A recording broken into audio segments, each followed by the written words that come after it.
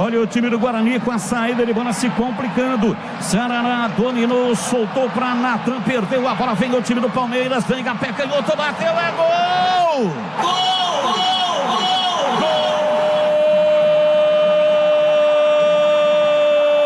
Gol do Palmeiras! Quando surge ao viver de imponente no gramado em na marca de 12 minutos passados, primeiro tempo. Saída errada, Maurício dominou, partiu, bateu firme, mandou a bola no fundo do gol. É o segundo do Palmeiras. Maurício marca para o time do Palmeiras, o segundo aqui no estádio Brinco de Ouro.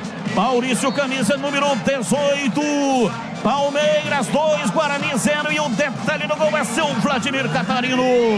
A sua narração foi muito clara, Batista. O Guarani não conseguiu sair do campo de defesa. Não conseguiu mandar a bola para frente. De toquinho em toquinho, perdeu a bola para a recuperação do Maurício, que aí chutou. Sem condições de defesa para o Gabriel Mesquita, que não estava aguardando, esperando o erro. O Guarani presenteia o Palmeiras. Maurício vai a sedes, 2-0, Verdão.